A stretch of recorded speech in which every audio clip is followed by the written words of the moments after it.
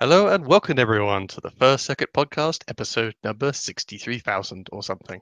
I am one of your hosts, Biter, along with Lars, who's half dead, and old Bob, who can't see. Hey guys, inside jokes. Yes, and today we have quite a few big topics to handle. Upcoming on the 27th is the big Battletech patch, which introduces Battletech FlashPoint and the new kind of more sandbox system. And MechCon is coming up next week, so we've got plenty to talk about that. And after that, to finish off, we'll give our impressions on all the new mechs like the Vapor Eagle, the Loyalty mechs, and the events and sales that have been going on.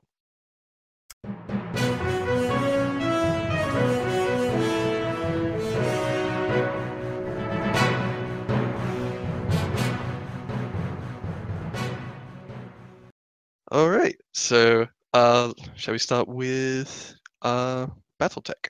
Sure thing. Sure. I like it. I still need to beat it. I finally beat it, thank God. Horrible. Now, my question is, Flashpoint, is it applying to the original campaign or the new campaign mode thing? The sandbox mode. I believe it actually. I believe it's afterwards, like after you do all the normal game itself, from what I understand. And so basically, like these are different like scenarios and stories you get to do afterwards, like after you complete the game. And then they have all these different rules and regulations, and then also too, it's like, you know, they have a really cool storyline for those as well. Like one thing is, you know, you go in and you have to actually, you know, you can't repair your mechs during some of the stories, which is one of the coolest things I love about this. So you really got to consider yourself not actually charging in with your Atlas. Is he's going to lose an arm, then you have to use that arm. You have to use the same Atlas for two other stories coming into that. Yeah, because for me, at least, when the patch comes out, I'll be doing the new career mode, and it would have been really great to have flashpoints happen in that, because, you know, it's almost like a whole fresh new experience. Whereas, you know, now I'm suddenly, if I was someone who buying the DLC, I'm torn between loading up an old save where I have my, you know, quadruple Atlas lance and trying to, you know, retrofit it for the new flashpoints that are coming out, or should I go and do the career mode? Well, the career mode's more of like, you know, hey, I'm cool. This is what I did within, you know, I don't know, 1,200 days or something like that. So that's basically what it is. You know, it's just kind of bragging rights of how much stuff you did during that time. There's not really any story-wise per se, you know, and it's afterwards. So like with flashpoints, it continues on with your normal campaign after you finish the game, and so.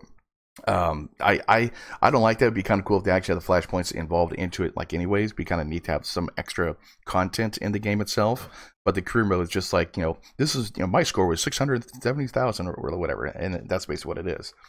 Well, I think that's underselling it a little bit, in the sense that, you know, a big part of the Battletech game is the mercenary company management thing. Oh yeah.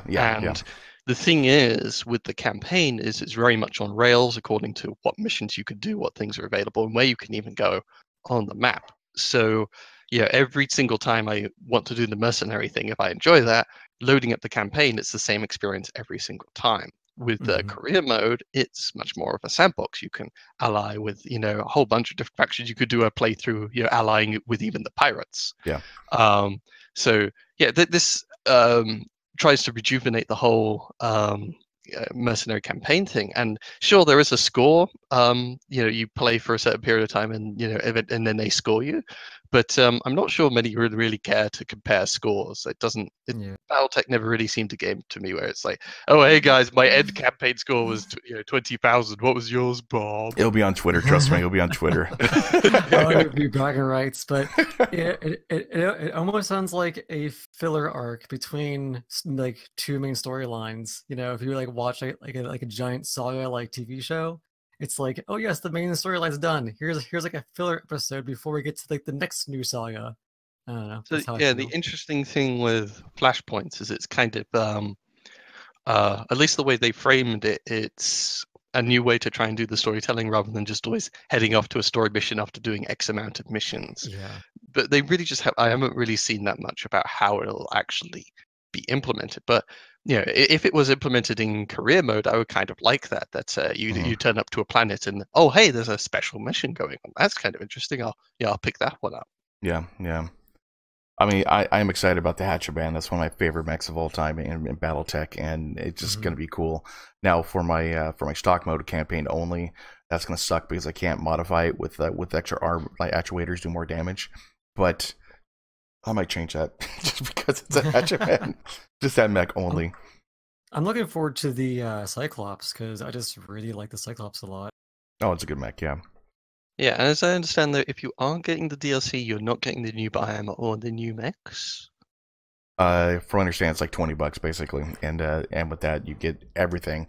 But everyone does get the 1.3 patch, which has the career mode though.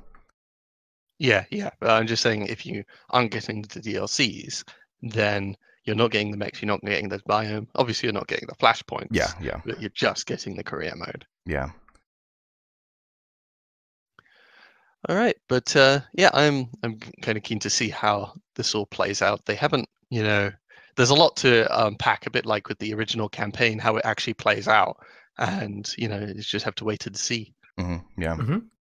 Yeah, I'm excited. I mean, anything these guys make is just great. I mean, you know, from Shadowrun, which they did a really good job in getting the immersion effect in Shadowrun, except for the multiplayer Shadowrun, they didn't. I don't think they did a good job on that. But the games themselves of Shadowrun and then also BattleTech, the immersion effect is really good of what they did, except for standard attack lances from pirates. But that's another story.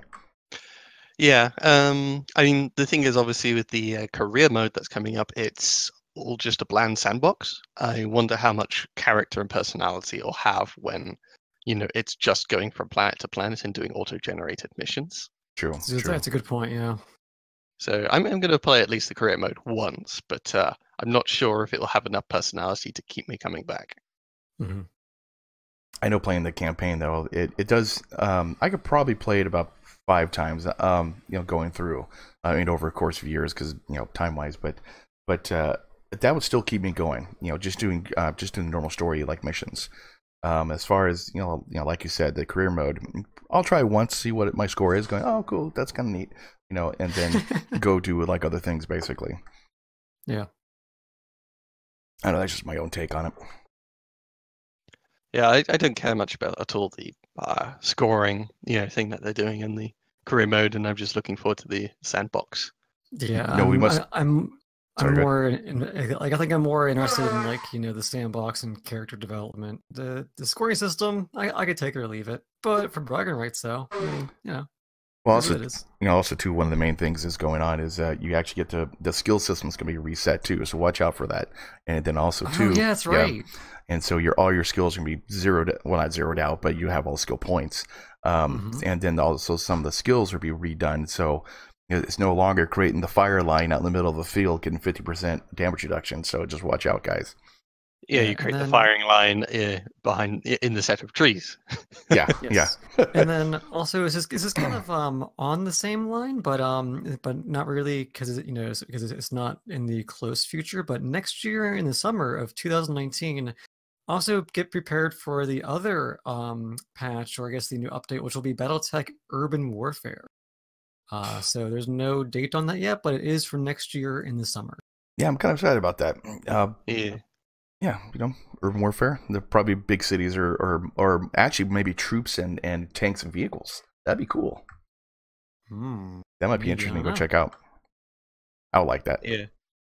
But just what we touched on was they are revamping the skill system a bit. They realized, obviously, that Bulwark was so powerful, it was a must-have for the most part. And they're trying to tone it down a bit to make Bulwark sort of a amplifying effect of cover or guarded.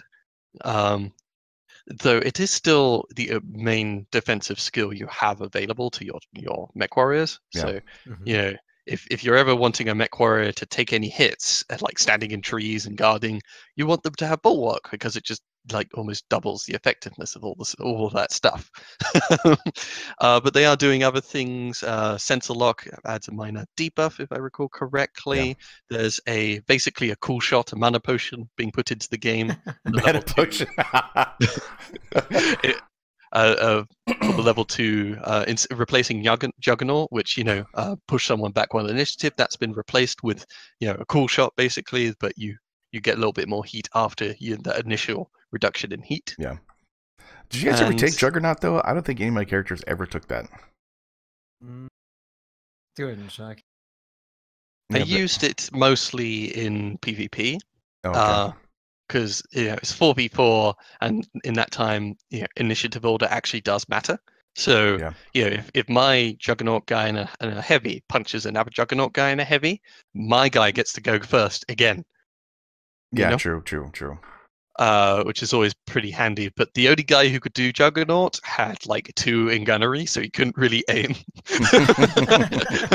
I mean, that was most of the guys in. You're right, Lush? Oh yes. Okay. Yeah, I had whoops. I had most of them couldn't really aim in PvP, but that was kind of the fun and why getting up close and personal could be quite effective.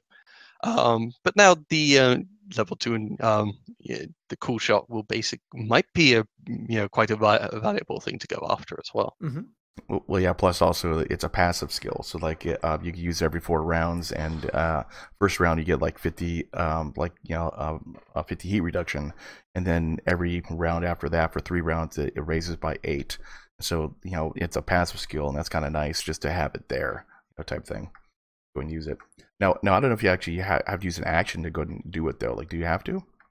No, it's just like in XCOM a free action. Okay. So it's not ending your turn or using up any movement points or anything like that.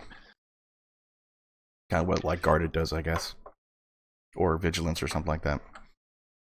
Yeah. The morale skills, those don't actually end your turn or anything like that. Yeah, it's just like those. You can activate it at any point. Cool deal. Cool. All right. Yep. So we'll have to wait and see. Be a bit sad to see Bulwark, the sort of the buffer to the game's difficulties, being removed or edited quite a bit. But have to wait and see. The fire line skill. Hooray! Cover will actually matter, which is much better. Actually, it'll be more of a constant of what the game actually was like on tabletop, because you never actually sat in the open. Yeah. Ever. I mean, Bulwark just encouraged you to never move. Yeah, I know. Just champ hits the whole entire time.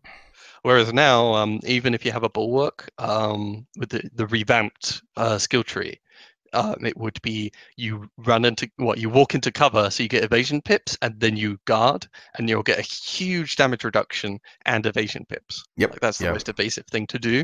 Whereas before, the most defensive thing you could do was stand still. Yeah, I know. or stand still. That was all your Bulwark guy could do. If he moved, he lost his special powers. Like I played against Rokne on last Wednesday for 3 games, and I have to say, man, it was a blast. And we use Bulwark, we use all different sensor locks and everything else. I never actually realized how important sensor lock is to actually winning PvP games. And with this, it's even gonna be better with the new skill, because you're literally gonna debuff him for hitting you, and then also you're gonna get a bonus to hit him too, because it's gonna bring down the pips. But I never noticed how important that skill is. Now it's even better. So I'm gonna like this. I'm gonna like this one. Juggernaut and Sensor Lock made a lot more sense in PvP because it's 4v4. But again, in PvE, you could Sensor Lock one guy and lam them down, but you were always 8 against 4, and spending one of your guys just to get a lock was a huge waste of your potential. Yeah, that's the issue. Like, usually I would only have one guy with sensor lock that doesn't have any lerms or something like that, just to just to. Well, it's usually Glitch, and Glitch was the punching bag of the team. Oh yeah, definitely. And Decker was the morgue guy, always in the morgue. Well, whoever you put onto the quote-unquote sensor lock or scouting role was doomed, because you didn't give them sensor lock and Bulwark, so they were just kind of screwed whenever the enemy found them. Yeah, I know. Okay. Anything else on Battletech? No, that's about it. We'll have to wait and see. But lots of interesting changes. And it comes out on the 27th, right? Mm-hmm. Cool. Mm-hmm. Yeah, on Tuesday. Oh yeah. Good. Okay, so next is MechCon. Are you guys going? You're not going, are you guys? I am sadly not going to be going, but I am debating on getting the pass to watch it on a stream. I'm thinking about doing that. Okay, okay. You know, Battletech and I are going to MechCon. And Battletech has an interesting hat, and I love what he did to it. He took a Batman hat with the Batman like signal, and I guess super glued or did something to the top of the hat. Put a rubber ducky. He put a rubber ducky. Yes, yeah, it is awesome. Oh, I didn't see that. Oh, that's good. Yeah, like I can't wait to see that and go meet Battletech and meet everyone that's actually there. And in fact, I'm flying in on Thursday night. And then getting in around 12 midnight, like Friday, and sleeping, obviously, and then waking up and going to a couple dinners and stuff like that, and then a whiskey bar on Friday, and then Saturday is obviously going to be MechCon. But during that time before it actually happens, it'll be most of just sightseeing and kind of chilling out, basically. But cool, that sounds good. Oh yeah, it's gonna be exciting, man. I can't wait to meet all the people that that are out there. RJ Base, can't wait to meet him. There's people flying in from Germany. There's so many people like Rokne. I'll be meeting him, and it'd be a really cool guy. And then Legion of the White Rose, those guys, and then also too just the community themselves. I think it's one of the things that makes Mechwarrior the what it is. It's not the game; it's the people that play it. Yeah, and there'll be a stock beta tournament thingy ending up. Yes, if you're into that, yeah. I don't think I'll watch it that much. I will watch a lot of it though, because we're gonna be there for from 3 to 12 on Saturday and 12 to 8 on Sunday.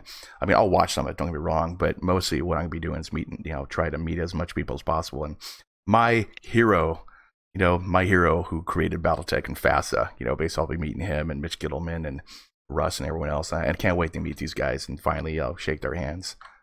Mm-hmm. Be great. Now, Bob. Now, in terms of tickets, which one did you get? Did you get the standard, collectors, or VIP? The problem is this: I wanted the VIP passes, but the problem was that as soon as I got home, I heard about it like on my phone, got a message like on Twitter going, "Oh, cool! I got a VIP pass. This will be kicking!" Right? As soon as I got home, they're all sold out. Boom, gone. Like that. I'm like, okay, crap. So, then I had to do something for my car or something like that. And then I had the money. I didn't have the money. And so I waited about a month. And then it's like, okay, I'll get the collector's pass, whatever the second line was. Okay, I'll get that. And at least I'll get and play in the pod and, get some swag, basically. And then, they're also, I'm like, fuck. Like, damn it. So, because I was really hoping that mainly you could like do a live stream of the pod, because that pod looks sweet. I mean, I plan to like probably coax someone to actually take my phone in the pod, say just take it in there and just take some pictures, type thing.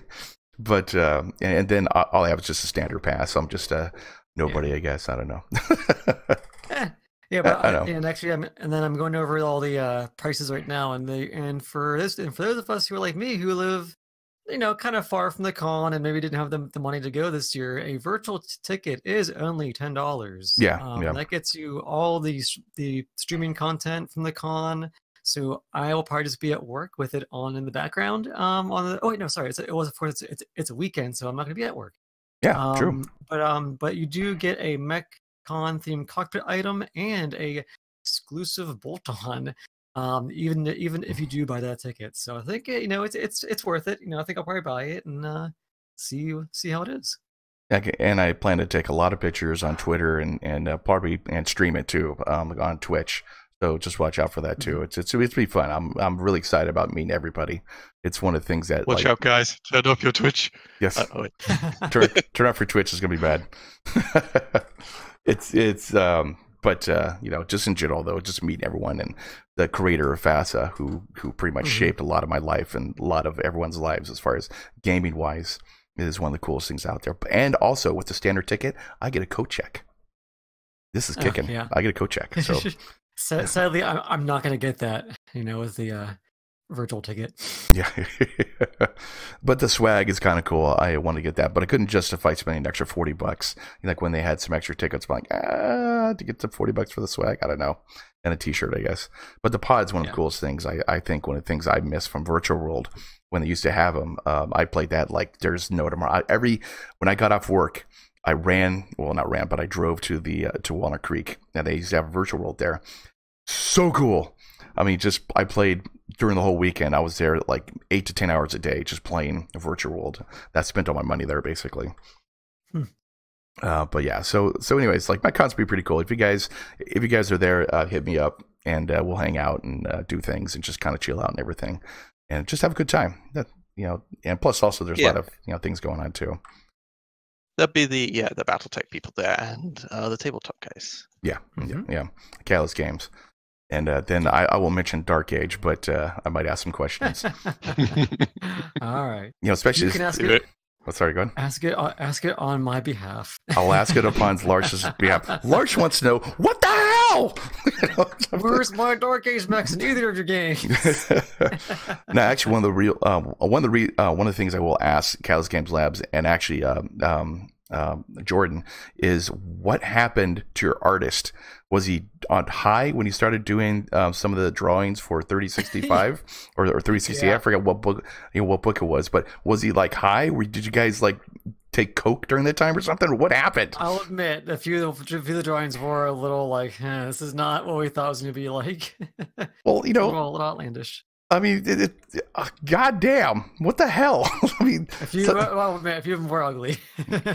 I think I talked about this before, and some of these mechs were like, oh geez, man, what happened? You just had to be high or something, dude. It's bad. It is really bad. And I don't know how they approved that though, to go through, like compared to what they had drawings beforehand, which are beautiful, gorgeous drawings, gorgeous sketches, like whatever, basically. And then they went to that thing. It's like, ooh, boy. Yeah. But I will ask a couple questions though. Cool. All yeah. Right.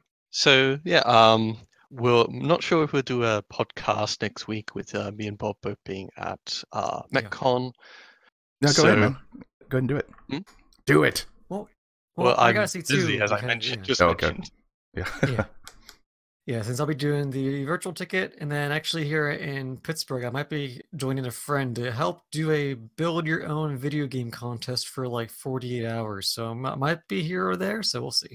Oh, that's interesting. Build your own video game contest? Yeah, there's a little passion project. My friend does it. Well, he did it years ago, but essentially they give you about 48 hours and they tell you a topic, and you can either make a board game or a video game. And he does programming, and so my friend and I will be doing the artwork for it. Cool. While he does all the programming and such. So I want to see that, man. Like, you got to post some pics and post a video or something like that for that. Yeah, I'll let you know how it turns out.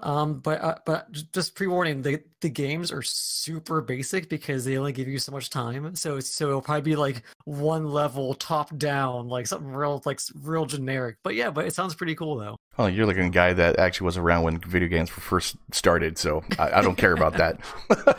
Yeah, it will be like some weird like Atari NES looking thing, but can't wait.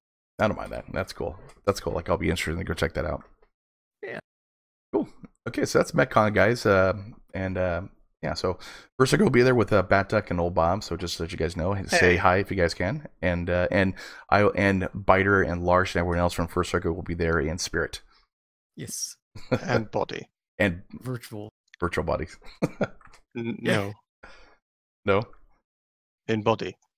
In body. Biter, you going? Yeah, I said that. You're going? Yeah. What the hell? You never told me this. You never asked. You ass. You asshat. What the hell, man? Oh, that's cool, dude. Okay, Biter, Old Bob, and Bat Duck. That's kicking. Yeah, that's what I said. Biter's gonna be there.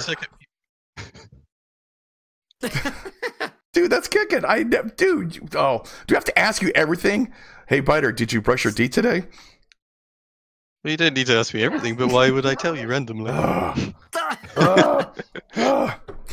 That's cool, man. I'm cool. They'll be happy to meet you, man. Finally. Yeah. It's me and my girlfriend are heading over and going on Thursday. Cool. So the 29th. Cool. Anytime we hang out, man, like, let me know. I got pre-engagements at 5:00 on Friday night, but Saturday morning or Friday morning, just let me know too, man. Yeah, we can work out all the details of what's for a later juncture. Okay, cool. Awesome. I'm so happy now. Damn. I'm so happy to get to meet the great Biter.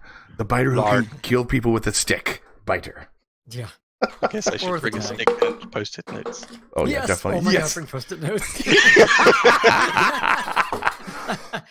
And just post them just around the con, and it just says rotate right. Oh god, yeah, that'd be so Yes. good. Just post them randomly around the con. And have a little thing of like juice that All says right, mana so potion. that is MechCon. Next up, I think, is just bits and bobs about Mechwarrior Online. So shall we do the impressions on the new mechs, even if that's a Sure. little old news? Yeah, sure. So what did you guys think of the Vapor Eagle? I think all of us got the Vapor Eagle here. Yeah. I liked it. It was fun. It was just exciting to play that thing. It's a great missile mech because you can pop tart with ATMs. I do think that the hitboxes are a little bit good per se because those things can take a beating for some reason. And I have to say, Russ, you did a good job on this mech. The Incubus I grinded out that piece of junk that just literally almost killed me to go get 2,000 points of damage. But this Vapor Eagle, though, I have to say it is really, really good. The jumping thing is really fun too. Yeah. Yeah. Yeah. Lars? Yeah, so I was gonna say I just popped in here. But yeah, I kind of agree with you, Bob, that the jump jets are pretty amazing, if not hilarious, on this mech. It has some great maneuverability. Maybe because I just haven't had a lot of time to hop on since patch day. Maybe because I haven't skilled them up all the way, but I always found my legs getting blown off very easily on this mech. Maybe, I don't know. But I wouldn't say it's my favorite, but I'd say it's at least solid. Especially if you're gonna carry a good amount of ATM on these. Yeah. It's not my favorite, but it is solid, though, just like you said, because it's a clan mech, so it's not my favorite. Yeah, I'm kind of love-hate about this mech. They have plenty of hard points and options to fiddle around with, but there's and it's clan tech, it's 55 ton, you can choose whatever engine. It's very flexible, but there are lots of subtle downsides here and there. Like the jump jet quirks are nice, but I usually like using a jumpy mech if it's also got good baseline agility. Then I can go ballerinaing around. This thing, though, doesn't have a good baseline agility for the most part, so shoving in a big engine, lots of jump jets, doesn't feel like it's really getting me what I want when I could just choose a lot of other mediums with much better jumping and agility options. The mech is pretty big and tall and wide, and the arms, whilst they are good shields, also often harbor weapons, so they can often get blown off, meaning you have to focus on the side torso hardpoints, which is often much more limiting. And because the mech is so tall, it really struggles looking down at tiny mechs sometimes with the torso mounted hardpoints. So yeah, and it almost seems like it's unusually tall for a medium mech. Because today I dropped it in a match, and I was in Alpha Lance, and this thing also dropped in Alpha Lance with me. And I looked to my friend who was in a Piranha, and then this thing next to it, and it was just ungodly tall. Compared to the Piranha. I mean, yeah, if you compare it to something like a Jaeger mech, the Jaeger mech is short and stout, and this thing is taller than it. Yeah, Wow. it's taller than some heavies out there. I almost wonder if this thing. I mean, I know it's borderline heavy because because you turn into a heavy at 60. This is about 55. So I can kind of see it, but it seems like it should not be as tall as it is. Now, I got to know about lore-wise, though, about how the heights and all that kind of stuff about this thing. But mechs were pretty much developed on purpose on certain ways. What they did, the Jaeger mech was short and stout to carry different types of guns that it had, that kind of thing for the fire support, just like the Hollander and stuff like that. But I don't know how the height is on these, basically, as far as comparing. If actually PGI did it according to lore, it's 60 meters, it's like 10 meters or whatever, 10 meters compared to this one is to 35 meters, so it's going to be X amount of size and all that. So I don't know if PGI actually did that or just did it just for gameplay value, just to make sure it's not going to be too OP like the Piranha is. Well, as far as I'm aware, PGI on average tries to make them have the same volume. for the different tonnage amounts. Though, it's visually at least, I would say it kind of has a grasshopper problem. Yeah. It's got a very thin waist, and if you ignore like the pistols it's kind of holding, the arms are also kind of thin and skinny. The legs are kind of thin and skinny. So, that's kind of what is making it project upwards a lot. Is it's not being a chunky boy like a lot of the other mechs. Yeah, and like so because this thing can jump so high and it can go pretty speedy, I think my first reaction was to play it as like a speedy light hunter mech, but because it is so tall and lanky, when you're going so fast and you kind of go out on your own to hunt lights, you're a fairly tall and large target.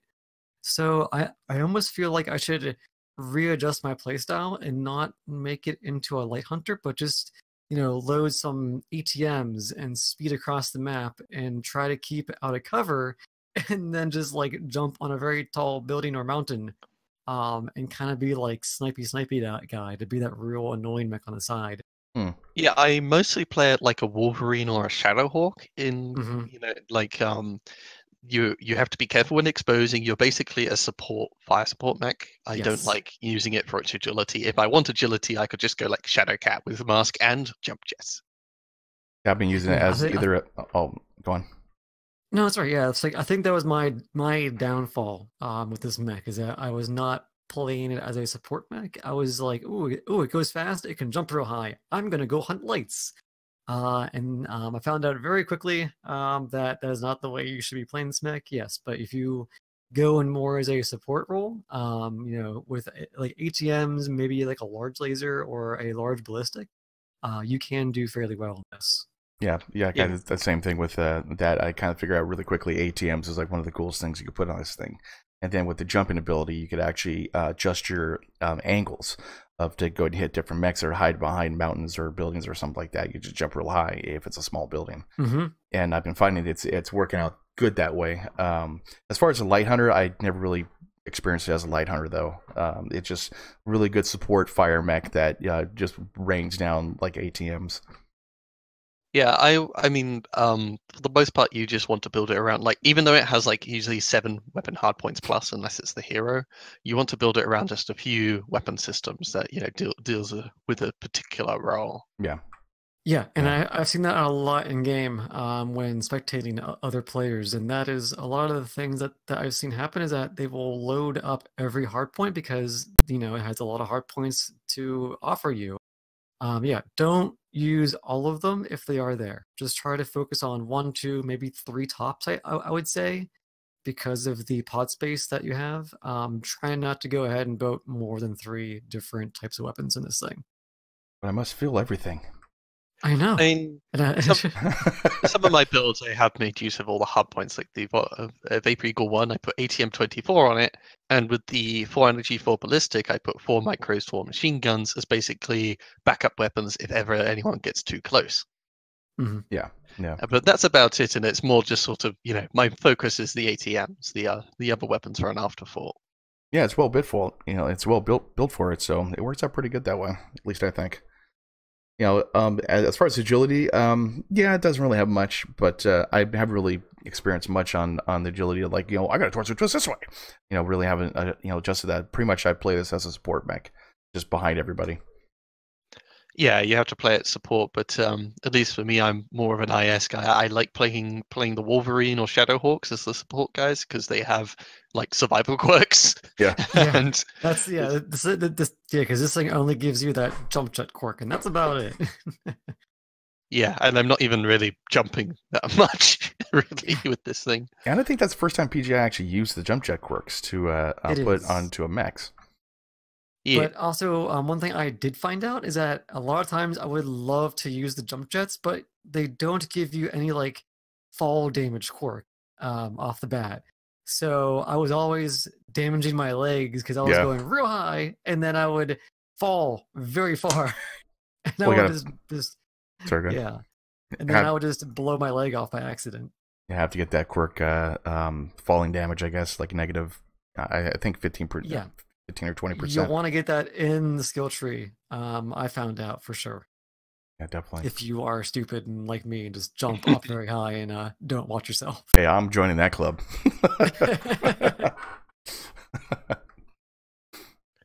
All right, yeah. So that's the Vapor Eagle. The other new mechs that came out with the Loyalty mechs. Yes. Have you guys played much of the Loyalty Yeah. Javelin? The Javelin I tried a couple times. Not much. I like the idea. It's hard to implement though, I think. But it is fun though. It is a fun little mech to go play because it only has one hard point for the mech itself as far as like energy wise, and usually people put like two. Okay, sorry, two. Yeah. It's fun to play, but I only played it a couple times though. But I have like too many mechs to go and do now. Yeah, we're getting a little overload, but yes, I mean, I like it. I've placed in 2 mediums and 6 heavy machine gun in it, and I've had some fun in it. Yeah, I went 6 machine gun, 2 med pulse, and it's all right. I feel though the clan machine gun mechs still far outclass it for the most part. Even just something like a Mislinks is really, really, really jumpy, tiny, and often has like survival stuff to its torsos. This thing, my biggest gripe with it is that lack of structure on the arms. Like its arms are where a lot of your firepower is, and it's also one of your prime, opportunities to shield damage, and it's just base HP. So to start with, it's 30 hit points. A good alpha strike can take off half of my machine guns in one go. And with IS, you're paying double the tonnage for the exact same machine guns as clans. And you're often probably having to run XL as well. So if you lose a side torso, you're going to die instantly. Whereas a clan with that mislinks, you could lose a side torso and keep on trucking for a little longer. So it's super risky, and it doesn't have the quirks to really support what it wants to do. Yeah, because I think a few clanmates have a machine gun quirk, don't they? Here and there, yeah. I need to. I mean, pretty much only has like 10% cooldown and then base structures, of 5, and with that, like just like you said, you blow up the arms, you lose like 80% of your firepower there. That's all machine guns. Yeah. No survival whatsoever in the arms when this thing, it's a majority of its firepower, or at least a large portion of your tonnage invested is going to be in those arms. Like what 6 machine guns here is, 3, and then I have 3 tons of ammo. I put 6 tons worth of machine gunning into my arms, but it only takes 60 points of damage to disarm. Yeah, Yeah, so the Javelin, I'd say it's okay if you have it. But I think I agree with Biter, is that the Mislinks is still one of my main mechs that I love taking out. And to me, if I had the option between the Mislinks or this, I'm probably going to go with the Mislinks. And often, of course, it still, has to try and contend with the mighty Piranha, which takes like twice the number of machine guns and lasers on top of it. It's faster too, I think, isn't it? Yep, and Clan XL, so it can lose a side torso. Yeah. It's a smaller target. Yeah. So it's neat. IS hasn't ever really had an option like this. It's just Clan is miles ahead, and I don't think that gap will be shortened anytime soon. But at the very least, IS should get quirks for their shapes and for their designs. That's the whole point of the quirk system. And I don't know what PGI has a problem with having, oh, look, it's a mech with most of the weapons in the arms. Let's not give it arm survival stuff. Yeah, that's what the quirk system's there for. Now, like, I don't know if this is actually, I haven't done much research on Loyalty mechs. I don't, did you actually see anything about this being actually real or canon, basically, as far as like in the Battletech universe? I didn't check. Yeah, I haven't actually researched that much into it, but I mean, if it's a PGI design type thing, that's what it is, I guess. I don't know, but I think that if they're gonna start making up mechs like that, just like you said, Biter, is to at least put some quirks in the arms, saying, "Hey, you get an extra 10 points of armor," just because all the weapons in arms, like the Loyalty Rifleman, holy cow! So it is lore. It is lore. Right now. It is lore. Okay. Yeah. Okay. Well, that's interesting then. It was used mostly for infantry. Now, does it say canon or non-canon? It just says it doesn't say that. It's but not Okay. part of the apocryphal section, so Okay. Yes, yeah. I presume that's canon, like most of the things on Sana. Okay. Because a lot of times Sonar takes the mechs that they make and go make them quote into canon type thing. Yeah, because the High there, the hero of the javelin, is not from lore friendly. Okay. Yeah, it's apocryphal content, the high there. Yes. Yeah. Mhm. Yeah. Yes. Okay. Well, yeah. So yeah, Javelin, okay. I really wished it had that quirk. Give ARM survival stuff PTI, please. I mean, overall, though, like I think the loyalty mechs, I wasn't too impressed with. You know, I mean, they're good in their own right. I think the best one I like is probably the Rifleman. It's a lot more fun. But overall, though, my own impressions, it's just they're just there. They're just like, hey, thank you. Here's some mechs, you know, type thing, and they threw them at you. Yeah. Just they're underwhelming. They, you know, even the ECM Warhammers, like you put anything on your right torso with a missile port, you're looking at just having a torso blown off, you know, type thing. And just overall, these didn't seem great compared to what they were last year. The last years were pretty nice. This year, like I think probably from the loyalty ones that I really have not touched is that I have not touched the Night Gear at all since we got it, and I really have not touched the Marauder 2C at all because you know I've already got Marauder 2C, kind of does the same thing. The two that I've used mostly, kind of like you, Bob, is that I have used the Rifleman, Yeah. and I have been using the Warhammer. Granted, it does have that very large missile pod on that. But I've loaded that right now. I'm gonna take a look here. I've loaded it with a MERM 30. I'm actually running 2 medium lasers and actually 4 smalls on that. Oh wow. And it has run pretty well because it runs like no heat, and I can just, basically if I'm lucky, sneak behind an assault and just unload everything into its back and almost core it out, if not core it out, if it's a like mid to late game kind of thing. You know what's funny though? Sorry, go ahead. And then the Rifleman, that's probably my favorite. I know we talked a little bit before the podcast, and I've actually loaded that thing with Iraq 2, Iraq 5, enough ammo for both of those, and just 2 medium lasers and 3 jump jets with a XL280. And I know on the last podcast we were talking about the jump jets on the Rifleman might not be used much as for mobility, but just to maybe get somewhere high into an area that you really couldn't get to. But I've actually found out, and I'm quite surprised that I actually am using it more as a way to get out of some very tight spots.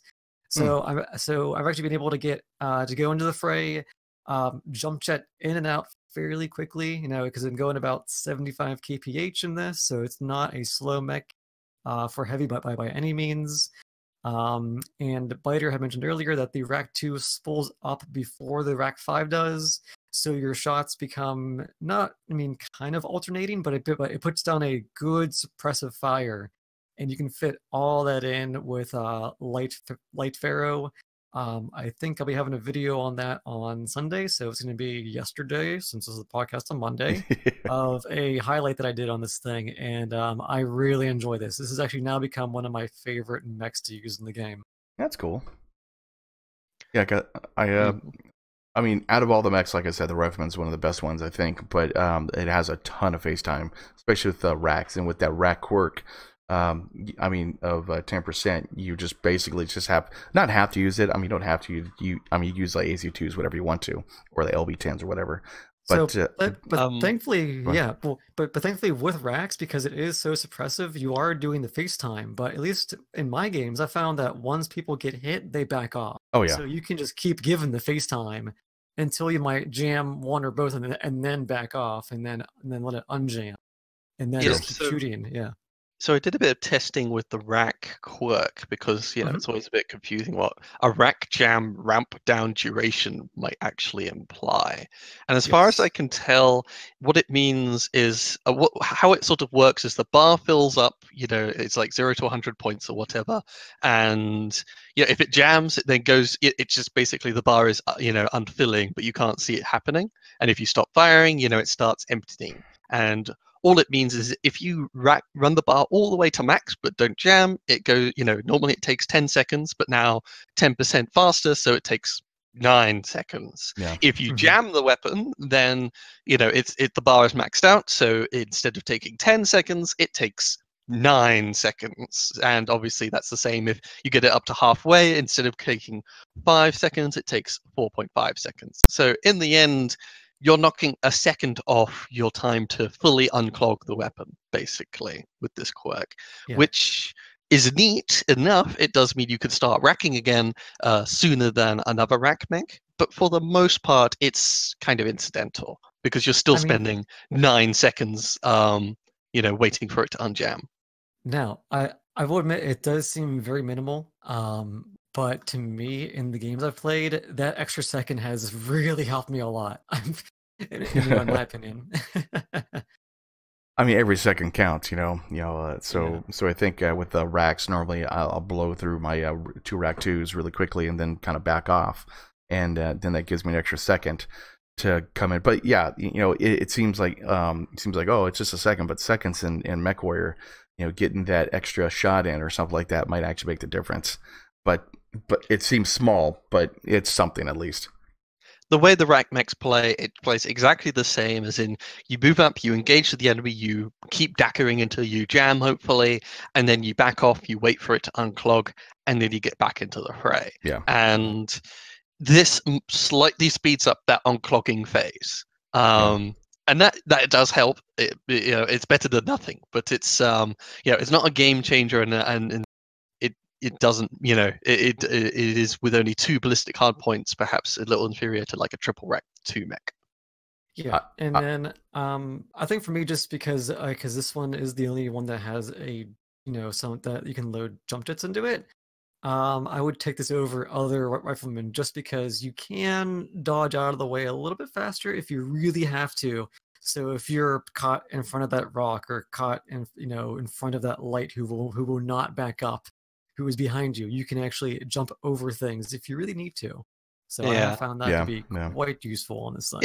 It does at least have that utility. For me personally, at least, it's this rack fire support thing is something you don't really need jump jets for. You just stay behind a big friendly ally and you back them up whenever they poke and all that. So I personally at least haven't had much use for the jump jets. I just put one just because. For me, I play so aggressively that I've been able to just jump off a ledge and try to aim my racks as I'm falling. And I mean, I don't know. I'm just a just a very aggressive player by nature sometimes, especially in pugs who will not move. So I'm usually going up there, docking with this thing, jumping over a light mech to get out of the way, and most of the times I've been doing fairly well in this thing. Yeah. Overall, it's my favorite. It's one of my favorite mechs out of the Loyalty mechs era. And one good thing I have to say about the Loyalty mechs that I did like, the paint jobs in all of them are halfway decent. They're not the best, but they're halfway decent. And plus they get all plus 30% C-bills, and so that's kind of a cool thing that they did for those. I mean, my second, my top 2 is sadly going to be the Rifleman or Night Gear. And the Night Gear is special mention at least because it's ECM Night Gear. Mm-hmm. Yeah. So, even though you're really slow, people don't, obviously spot you as so much that you can do more long range shenanigans, this, that, and the other. The thing though that is underwhelming a little, even though you've got ECM on a Night Gear, the Night Gear is a fairly solid mech in most respects. It's always had the problem that it has Endo and Pharaoh and a whole bunch of jump jets, so it has very limited slots and very limited hard points. So if you take that ECM side torso, you have even more limited hard points. Like you could only take 3 or 4 or something like that, on the other places. Well, yeah, the hard points are 2 and 2, like 2 ballistic and 2 energy, so you're really limited on what you can put on the thing. Well, it's an Omni mech, so you can switch it out. You can swap it out. Now, if anything, I have not touched this thing at all since I got it. Would you have any builds that you would recommend to put on this thing? Most people, the simplest thing is you do the 2 large laser 2 Gorse, which I think you can do with the stock Omnipods. And people can usually get that because it's snipey swipey. Personally, I went with the classic ATM24 medium pulse laser UAC10 build. Okay, all right. Yeah. And with that, I'm always pressing W, making sure I'm not getting left behind by my team because the night gear is really slow. And I get really close to the enemy, to the ATM sweet spot range, and just jump snipe it with it, or punish anyone who pokes around a corner with a ATM volley and UAC10 volley to the face, and they usually back off after that. Yeah, I haven't put any time in this. I think I played one game, and I haven't even spent the skill points on. But usually the night gears and the those mechs I don't play that much. It's not my type of mech. But overall, like you said, most people put the 2 Gauss and 2 large lasers and everything. I suck at Gauss, and I suck at using the night gears. Every time I played my other one, I just got hammered basically. So it's just I don't really use it like that much. I would say the ECM edition is neat, but it's basically, if you're a guy who liked the night gear and knows sort of how to make it work, this is the night geariest night gear. Yeah. Like, it's even less hard points that you have to try and shove the tonnage into. Yeah. But if you could do it, you've also got ECM now. So if you're a good night gear pilot, this is just an extra, cherry on the cake, possibly. True.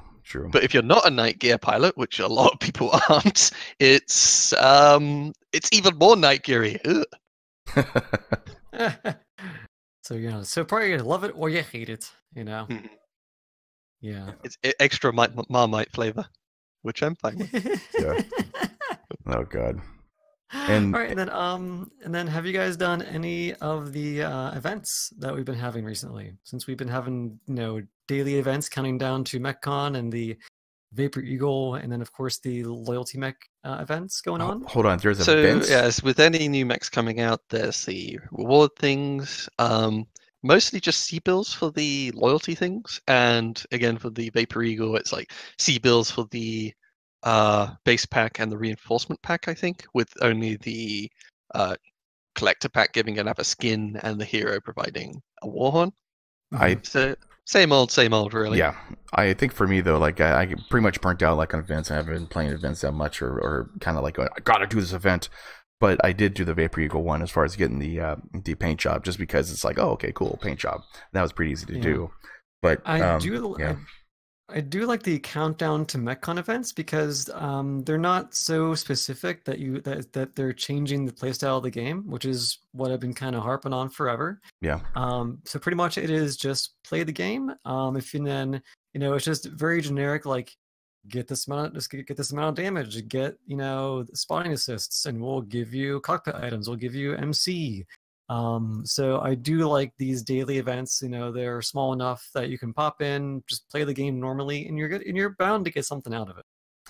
Yeah, some with the spotting assists, you kind of just want to go. It encourages people to go lurm, and then the day after they had shoot down missiles. That was a little rough, yeah. Yeah, so that was a little bit of a hump on that, generic stuff. But on the whole, yeah, small little events. Every other day, I think, is the one that gives MC, usually, at least thus far. So, I've just played every other day if I felt like it. But, yeah, the rewards are small, and, I've sort of reached saturation point mostly with all the trinkets that they can throw my way. Now, I think, though, like this year is actually different, though, because every year they have been having grab bags or loot bags or whatever they're called to go ahead and give for Thanksgiving. And I think this year is different though, but they already had the October one of trick or treats, that kind of thing, and this year is different from that. So I mean, I'm okay with these like 1 day events. I'm cool with it, but it's just if you just play the game, you do them. But as far as like event wise, I'm just burnt out on them. Yeah, events can be a little tasking after a while. I will admit that. Yeah.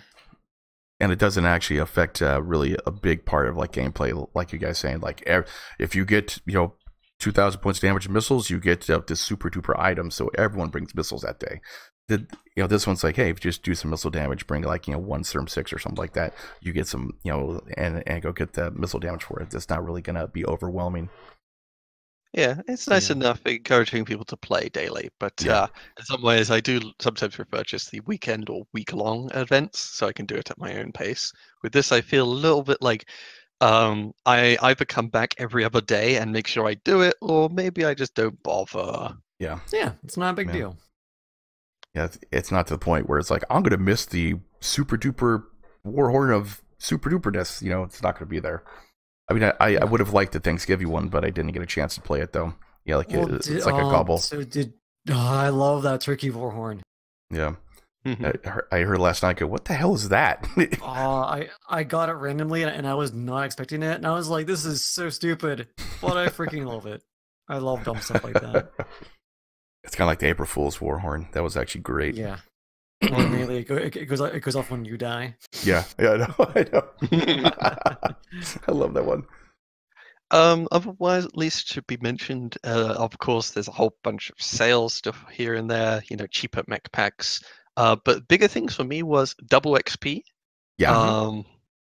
That's great with all the new Loyalty mechs and Vapor Eagles and whatnot. Extra incentive to play the game, get through all the skilling up the mechs extra quick.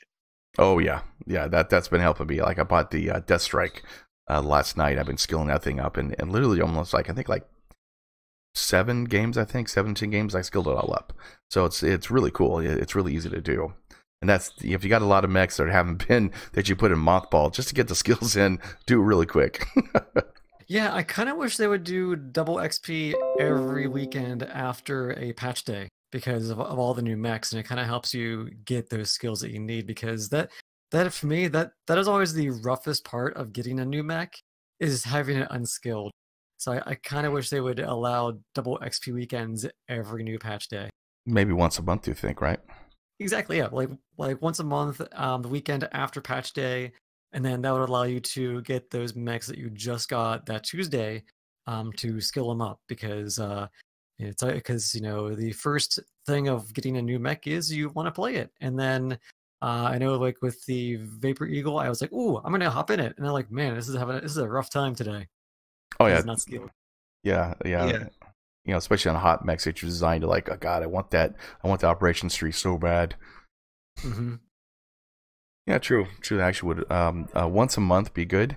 And even with the sale, guys, put a sale in for once a month, and whatever you want to put in the sale, and double XP for a weekend or something like that. That'd be actually a good idea. Yeah. PGI, make money. And other big things would be 50% off the majority of the colors. That's right. Oh. Which is neat if you want to pick them up now. And mech base.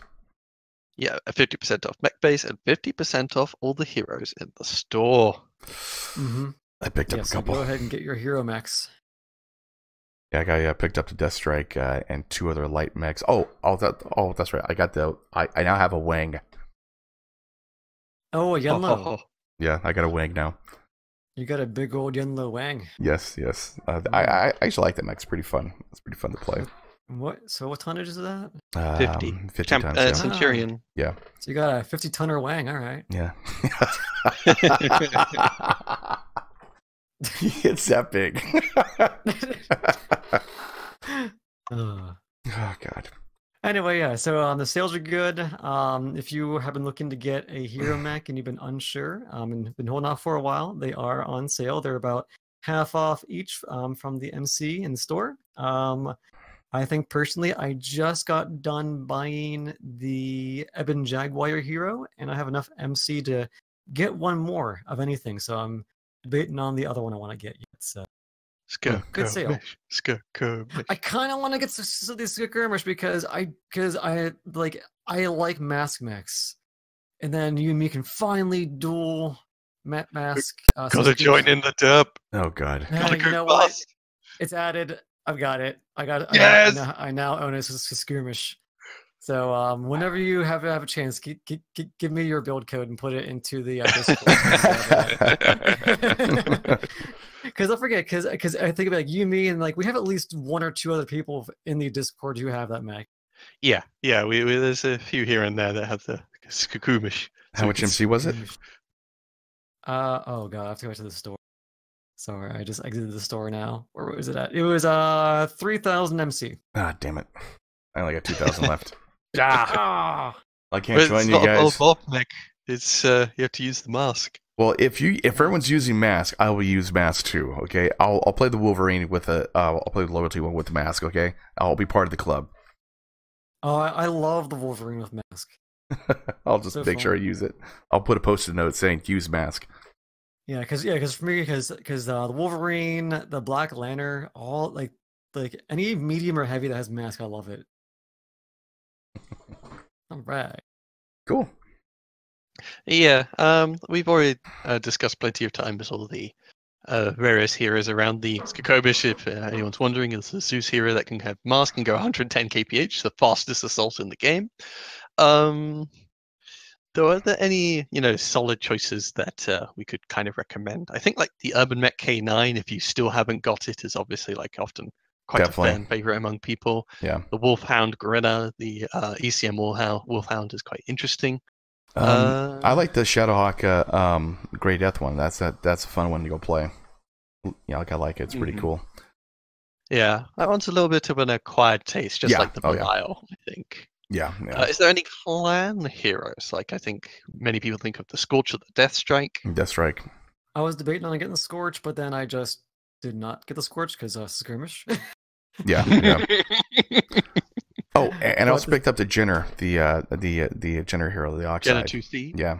Oh, okay, yeah, the Oxide. Yeah, the Oxide. It wasn't too bad. The Mad Cat Mark II, I think, is good. If you want to get that. What do you mean, the Deathstrike? Yes. Yeah. Yeah, Deathstrike was cool. I think also like Solaris Hero is available, so if you ever wanted that Mad Dog with 2 energy center torso, I think, isn't that available? Oh, I didn't see that one. Let's have a check. Let's check this out here. Yeah. Yes. Oh, wow. Yes. It's on sale. You can get the 2 energy in the center CT of that. Yeah, and that's actually a very solid Mad Dog. It's just a straight upgrade because a lot of the others are the CT. There's nothing really quirks you're losing there, really. I mean, you lose out potentially on set of 8s the others can do, but yeah, other than that. Yeah, and not to mention the paint scheme on this thing is also really pretty. Quick Draw IV4 has always been quite strong, or at least, particularly now with just 2 MRM40s or 30s. Yeah. Extremely tanky, agile, and shooty. Yeah. Sadly, I think the hero sale I think a lot of these are usually ending on Monday when the podcast comes out. So. Oh shit! Yeah, you're right. Didn't they extend it? It's to the 27th, so Tuesday. Oh, okay, that was on Monday. Yeah. Yeah. All right, well, guys, if you're watching this on Monday, hopefully you got some good stuff out of it because it was a good sale. Yeah, and I picked up a 50-ton wing. Yes. You're very proud of that, aren't you? I'm very proud of my 50-ton wing. But yeah, they had a couple cool mechs out there. The wing, the catapult. I thought about the Butterbee just because it was a cool mech to use and looks cool. I like the paint job and just the hard points on it too. The Nova Breaker, I like the paint job. Sorry, go on. Yeah, I was kind of tempted by the Butterbee, but it's got the same problem that other catapults have, which is missiles and those giant arms that get shot off that don't have enough survival stuff. Wink, wink, nudge, nudge. And otherwise, it's got a couple more energy hard points than the others. So if I wanted the missile arm things, I think the others have the slightly better quirks. Yeah. For me, I got the hero Jägermech, the hero Grasshopper, and the hero Bounty, the hero Marauder. Yeah, the Bounty Hunter. So that's 65, 70, and 75 ton. It's okay, but I eventually picked it up. Yeah. I like it for the simple fact it's a lore mech, so they did a good job on it, and the Gauss rifle on it works pretty well. And there's a new heat scale quirk which I can test out. Yes, I tried the other day, and it's interesting. It's cool. It's there. I don't know if I'm going to keep the 3 PPCs on it, but the 2 PPCs and a Gauss rifle works out pretty well. Okay, guys, I think that mostly wraps up our topics for this week. Yeah. Yep. I think so. Hey, who wants to do an outro? Spider, you're it. You're it. You did the intro. All right. Okay, guys. Yes, that was the First Circuit Podcast, episode 63,000 or so, with our host, Biter, Lush, Hey, and Oldbob. Hey. Hope to see you next week or in a couple weeks' time. Yeah, definitely. Yes. You guys have a good night, man. Thank you for watching. See ya.